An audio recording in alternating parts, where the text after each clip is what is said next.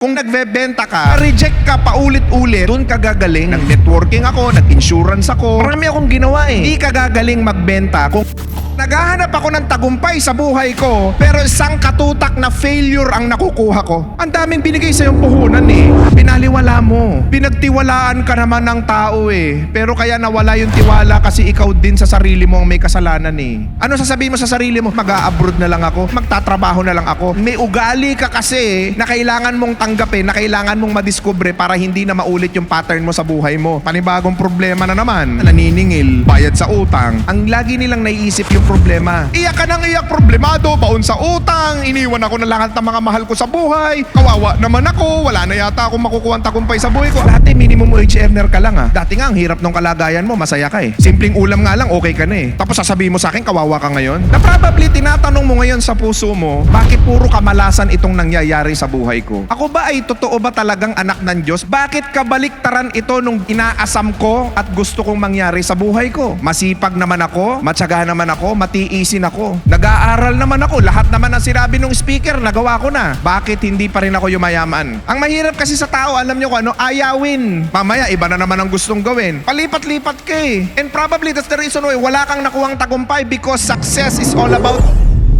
Ang problema, atin ng seminar. Pag uwi ng bahay, tanghali pa rin gigising. Yayaman daw, kikita daw, magninegosyo na ako, okay game. Kinabukasan, ano ginagawa? Walang inaksyonan, hype lang. Wala talaga akong maumpisa na negosyo eh. Mamamasyal kasi ako bukas eh. Hindi marami akong gagawin. Ay hindi ganito ako, ay hindi ganito. O sige, ikaw na busy. Napaka-rich nga nung mindset mo. Yayaman ako. Pag tinanong, anong ginawa mo? Wala. Nga. Kung gusto mo talagang mag-umpisa na mabago ang buhay mo, starting with the letter S. Paano mo mauumpisahan yung tagumpay na gusto mong makuha sa buhay mo? Starting with the letter S, selling. Magbenta ka. Magbenta ka kahit ano. Kahit ano. Huwag kang mahihiya. Ang problema kasi ang dami mong inaral, pero yung pagbebenta, parte ng lahat ng negosyo, hindi mo inuumpisahan gawin. Or hindi mo inaaral gawin. Kung gusto mo talagang maging matagumpay sa buhay, matuto kang magbenta. Kasi ang mali ng maraming tao, Sir RDR, mahihiyain po kasi ako. Introvert ako eh. May mga language pang ganun. Pero noong 1990s, wala namang salitang introvert eh. Nauso lang yung salita na introvert na yan dahil sa social media. Pag may nagsabing introvert, sila yung mga taong mahihiyain. Sila yung mga taong walang self-confidence. Sila yung mga taong homebody lang. Nasa loob lang ng bahay. Pero sa totoo lang, isa lang ho talaga ang common sa lahat ng successful na tao. Magaling silang magbenta ng produkto o di naman kaya magaling silang ibenta ang sarili nila. Nakakita na kayo ng mga social media influencer? That is sales. Binibenta nila yung sarili nila para i-consume ninyo. Para magbigay kayo ng oras tapos babayaran po kami kasama ako sa social media. Sales po ang tawag doon sa content creation. Selling din po yun. Itong ginagawa namin dito, sales po ito. Ano punto ko? Kung yun pala ang sikreto ng lahat na matagumpay na mga tao financially, bakit hindi mo umpisahan gawin? Bakit hindi ka magbenta ng kahit ano? Bakit ka nahihiya? Sir, sinubukan ko naman po talagang magbenta eh. Nag-networking ako, nag-insurance ako. Marami akong ginawa eh. Pero hindi po talaga para sa akin ang pagbebenta. Alam nyo ang sagot, napakasimple lang. Hindi ka gagaling magbenta kung hindi ka tuloy-tuloy na nagbebenta over the years. Ilang buwan ka pa lang, nag-quit ka na eh. Baka nga wala pang buwan, linggo pa lang, umayaw ka na. Wala ka nang gustong subukan. Yun yung mahirap sa maraming tao eh. Gustong magtagumpay, pero hindi nila naunawaan. Yung failure pala is part ng success. Na kung na-reject ka paulit-ulit, doon ka gagaling. Kailangan mo ng rejection sa buhay. Kailangan mo ng discouragement sa buhay. Kailangan mo ng mga taong tatanggi sa'yo. Bakit? The more na mas maraming tumatanggi sa'yo, papalapit ka na dun sa bentang gusto mo. Ang mahirap kasi sa tao, alam nyo kung ano, ayawin. Gusto ngayon, mamaya iba na naman ang trip. Mamaya iba na naman ang gustong gawin. Palipat-lipat ka eh. And probably that's the reason why wala kang nakuhang tagumpay because success is all about consistency. Whenever nagbebenta ka, kung gusto mong maging effective, letter T, target. Dapat may goal. Dapat may figures kang tinitignan. Hindi po pwedeng nagbebenta ka, ay pag nakabenta ako, okay na ako. Hindi. Dapat may target ka at dapat yung target mo, yung target na kikiligin ka. Dapat na-e-excite ka dun sa target. Dapat na-e-excite ka dun sa goal na gusto mo. Marami kasi masyadong small-minded. Ano ibig sabihin? Hindi kainan lang tong negosyo ko eh. Okay na ako sa karinderya habang buhay. O kaya wag kang magtaka, maraming nag-umpisa ng negosyo, karinderya inumpisaan nila, over the years, karinderya pa rin hanggang ngayon. Pero maraming nag-umpisa ng karinderya na eventually naging restaurant eh. Maraming nag-umpisa ng karinderya na eventually naging food chain. Ano punto ko? Masyado ka kasing maliit mangarap. Time wasters. Nag-uubos ng data saan? Entertainment, mobile games, kai-stock ng ibang tao. Binabantayan yung tagumpay ng kapitbahay niya tapos ibabash sa social media. Mayabang. Tama mali. Ganyan yung tao eh. Imbis na mainggit ka, ma-inspire ka. Masakit man ho, sabihin ang totoo. Pero marami kasi sa atin ang liliit ng isip natin. Bakit ba binibigyan natin ng boundaries yung kayang gawin sa atin ng Diyos? Bakit ayaw mo? Pwede mong ipanalangin yung ginhawa ng buhay eh. Pwede ka maging komportable, pwede. Pwede kang yumaman. Masyadong maliit yung iniisip mo para sa'yo eh. Problemado ka? Baka mas marami kaming problema kaysa sa'yo. Hirap ka? Baka mas marami akong hirap na dinaanan kaysa sa'yo. Lakihan mo yung target mo, lakihan mo yung goal mo. Dapat na-e-excite ka dun sa goal mo. Tandaan nyo yung nakakatakot, yun yung masarap. Yung parang imposible, yun yung para sa'yo. Yung parang hindi mo kaya, yun yung bagay sa'yo. Yun yung nakahanda sa'yo. And number 3, letter A, mag-assess ka. May assessment po ang buhay. Bakit? Yung mga nakaraan, totoo, that we must forget the past. Kailangan nating kalimutan. You forget the experience, but you always remember the lessons.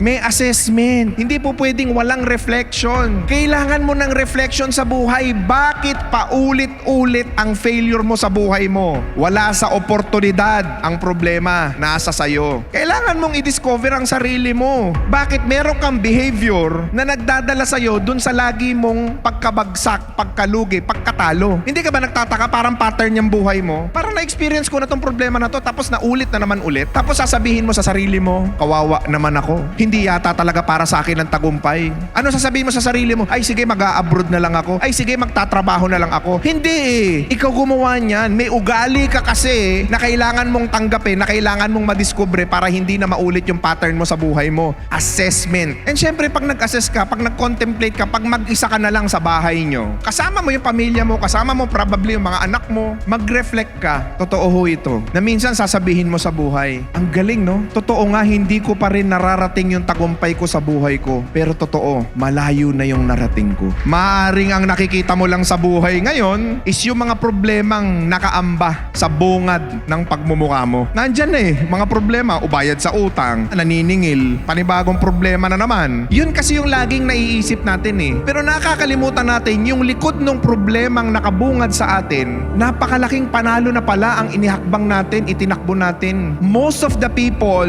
ang lagi nilang naiisip yung problema, pero nakalimutan nila na iba na rin pala yung sitwasyon ng buhay nila. Na kahit papano nag-improve pala, hindi ka naman pala talagang pinabayaan, madrama ka lang, animal ka. Yung iba kasi nabubuhay sa drama eh. Iyak ka nang iyak, problemado, baon sa utang, iniwan ako na lahat ng mga mahal ko sa buhay, kawawa naman ako, wala na yata akong makukuha ang tagumpay sa buhay ko. Aba, teka, wait, please, wait. Dati minimum wage earner ka lang ah. Dati nga ang hirap ng kalagayan mo, masaya ka eh. Pansit nga lang, okay ka na eh. Simpleng ulam nga lang, okay ka na eh. Tapos sasabihin mo sa akin, kawawa ka ngayon? Mas malayo yung pinanggalingan mo, huy. Matagumpay ka na ngayon. Kailangan mo lang isipin lagi yung maganda sa buhay mo. And R stands for what? Revise. May revision. May kailangan kang baguhin sa buhay mo. Ang problema, attend ng seminar. Pag uwi ng bahay, tanghali pa rin gigising. Ang problema, attend ng seminar. Yayaman daw, kikita daw, magninegosyo na ako. Okay, game. Kinabukasan, ano ginagawa? Walang inaksyonan. Hype lang. Sasabihin ko na ho sa inyo, wala hong kwenta itong kung hindi ninyo i-apply.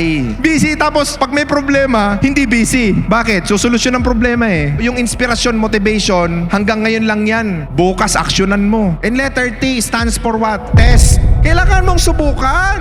Ang hirap kasi naman sa'yo eh. Gusto mo talagang magnegosyo. Gusto mo talagang mabago buhay mo. Ang dami mong plinano't inisip, napaka-rich nga nung mindset mo. Yayaman ako, yayaman ako, yayaman ako. Pag tinanong, anong ginawa mo? Wala. Nga. In pursuit of success, you have to test a lot of things. Kung para ba siya sa'yo o hindi. Ito yung lagi kong sinasabi, na kung pagod lang ang puhunan para magtagumpay ako, willing akong magpakapagod. Yun yung naging parameters ko sa buhay nung wala akong pera. Wala akong maibibigay sa inyo, wala akong maipoprovide. Ang tanging po pwede ko lang ibigay at ipagkaloob yung sarili ko. So ako ho ay nagpagamit ng maraming taon. Ako po ay laspag na. Ako po ay ginahasa na ho ng napakaraming mga tao sa buhay ko. Ginahasa ng hirap ng buhay. Ginahasa ng mga sakripisyo. Ginahasa ng mga pagkakataon na hindi mo namang ginusto, pero nilagay ka dun sa sitwasyon na ganun eh. Wala tayong magagawa. Gusto kong maramdaman mo na may kakampi ka, na hindi ka nag-iisa sa buhay. Ang lagi mo lang naririnig sa paligid mo, wala kang kwenta. Na ang lagi na lang sinasabi sa'yo ng mga mahal mo sa buhay, mag-abroad ka na lang kaya, humanap ka ng ibang trabaho, tigilan mo na yan, negosyo na yan. Marami ka nang sinubukan, nagtinda ng pagkain, nag-alok ng mga serbisyo at kung ano-ano, pero ang tanging na-receive mo lang sa mga mahal mo sa buhay, tigilan mo na yan. Na hindi ka naman naghihingi talaga ng suporta nila eh. Ang tanging gusto mo lang marinig, kaya mo yan. Pero never na ibigay sa'yo, never na ipagkaloob sa'yo. Pero ito ang totoo, hindi ka kaya nasabihan ng mga mahal mo sa buhay ng mga negatibong mga bagay dahil hindi sila naniniwala sa'yo. Lumabas lamang yung ganong tingin nila sa'yo o refleksyon mo sa kanila dahil marami ka ring maling nagawa sa buhay mo. Na kung titignan mo, dinadramahan mo yung buhay, pero sa totoo lang, ikaw naman din ang may pagkukulang. Hindi, ninegative ako ng nanay ko dun sa umpisahan kong negosyo. Paano? Napakarami mong inumpisahan, wala kang tinuloy. Yung mga kapatid ko, inaaway ako eh. Hindi natatuwa talaga ako bagay maging negosyante. Paano? Ang daming binigay sa yung puhunan eh. Binaliwala mo. Pinagtiwalaan ka naman ng tao eh. Pero kaya nawala yung tiwala kasi ikaw din sa sarili mo ang may kasalanan eh. Ang gusto kong ma-realize ninyo na sa buhay, ikaw ang nagmamaneho. Ikaw ang magdadala niyan. Dati, ganun din ang nangyari sa akin eh. Nandun ako sa sisi sa ibang tao. Kasi yung tatay ko, kasi yung mga kapatid ko, kasi yung mga magulang ko, kasi yung ibang tao. Pag dun ka nabuhay, tandaan mo, kumunoy yan ng walang ahon. Puro ka kasi salita, kulang sa gawa. Kaya ang nangyayari sa'yo, yung buhay, yung oportunidad, lahat umiilap eh. Gusto mo naman talaga mag-asenso. Gusto mo naman talagang yumaman. Hindi balanse yung action mo dun sa resultang gusto mong makuha sa buhay mo. Ako ko, kinawawa din ako. Maraming mga taong hindi naniniwala sa akin. Maraming mga taong nagsabi sa akin, hindi ka naman nakapagtapos. Wala ka namang nararating sa buhay eh. Maraming mga taong nagsabi sa akin, oy RDR, sino ka para pakinggan namin? Ang sakit sa kalooban, lahat ng yun narinig mo sa mismong mahal mo sa buhay. Pero nung na-realize ko, bakit kaya ang nanay ko, ang tatay ko, ganun sa akin? Kasi naman, nung pinag-aaral ka, hindi ka nag-aral. Nung pinagkalooban ka ng hanap buhay, hindi mo ginalingan. Tapos sasabihin mo sa akin, maniwala ka sa akin. Walang maniniwala sa'yo hanggat hindi mo nakukuha yung resultang gusto mong makuha sa buhay mo. Pag sinabi mo sa sarili mo, hindi ako talaga. This time around, mananahimik ako, pero gagalawan ko. Kaya ang buhay, galingan mo. Pagpursigihan mo, ilaban mo. Huwag kang bibitaw. Huwag mong sasabihin mo na tapos na at hindi ko na kaya. Huwag kang magkukwit. Huwag ka lang susuko. Kung parang sinukuan ka na ng lahat ng tao, tandaan mo laging merong nandun sa taas. Hindi susuko sa'yo yan. Kailangan mong ibigay ang buong puso mo, pagkatao mo, sa pangarap mo. Ibigay mo dun sa divine creator mo. Isurrender mo ng lahat. Bahala ka na. Pero ngayong pagkakataon na to, yung anak ko naman, yung pamilya ko naman, ngayong pagkakataon na to, tatapusin ko na ang hirap ng buhay. Dahil lahat ng tagumpay para sa akin, para sa buhay ko yan. Deserving kong maging matagumpay sa buhay. Kasi tandaan mo, sa lahat ng mga problemang nararanasan mo ngayon sa buhay mo, laging may sagot dyan yung Diyos. Ayaw mo lang piliin. Ayaw mong kilusan. Ayaw mong gawin. Kasi deserving mo naman talaga yung bahay eh. Deserving mo lahat ng mga gusto mong makuha sa buhay mo. Pero ano ang deserving kang ibigay? Ano ang willing kang ibigay? Anong willing kang i-sacrifice, ipagkaloob dyan sa tagumpay na yan? Hindi magiging madali ang buhay. Pero isang sigurado ko, pagkatapos niyang hirap na yan, pagkatapos niyang mga pagsasakripisyo mo na yan, pagkatapos lahat ng mga mabibigat na bagay na nangyari sa buhay mo, may tagumpay na nag-aantay sa'yo. Mag-uumpisa na ako ngayong 2024. Maraming salamat po.